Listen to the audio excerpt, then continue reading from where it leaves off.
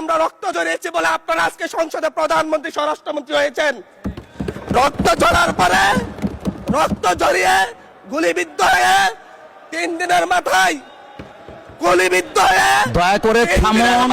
মাননীয় সংসদ সদস্য, আপনার বক্তব্য অব্যাহত রাখুন। 144 ধারার মধ্যে আবার নিজেই গুলিবিদ্ধ পা দিয়ে বের হয়ে গিয়ে সংবাদ সম্মেলন করে বলেছি আবার রাস্তায় নামুন, হাসিনা পতন হতে হবে। আমরা বলেছি নতুন বাংলাদেশ দিব। আমরা নতুন বাংলাদেশ আবার প্রতারণার রাজনীতি দেখতে চাই না, প্রবঞ্চনার রাজনীতি দেখতে চাই না। যেই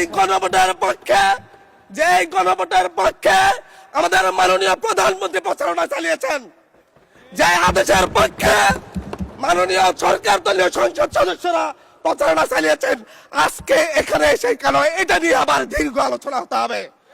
আমরা 90-এর গণঅভ্যুত্থানের কথা বলে যাই নাই।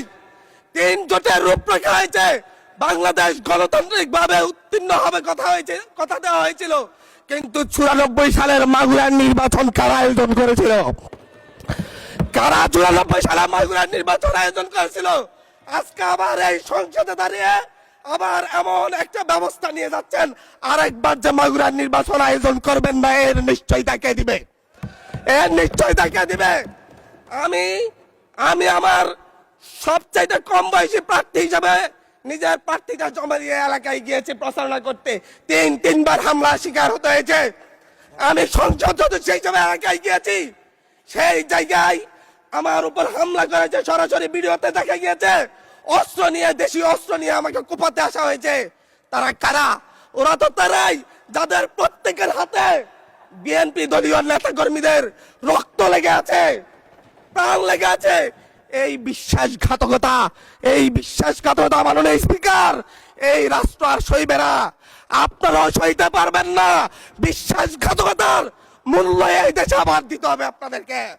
আপনারা যারা আপনাদের ভাইদের রক্ত জড়িয়েছে, খুন করেছে, খুনের মামলা আছে, তাদেরকে আবার পুনর্বাসিত করে আমাদেরকে খুন করার জন্য লেলিয়ে দিচ্ছেন। চট্টগ্রাম থেকে এক সাংগঠনিক নেতাকে পাঠিয়েছে অস্ত্র সহ আমাদের লোকজনের উপর হামলা করতে। ভোটের দিন সকালবেলা থেকে প্রত্যেকটা ভোট কেন্দ্রে অস্ত্র দিয়ে মহড়া দিয়েছে। 30টা ভোট কেন্দ্রে এনসিপির প্রার্থী, বিএনপি 2জন বিদ্রোহী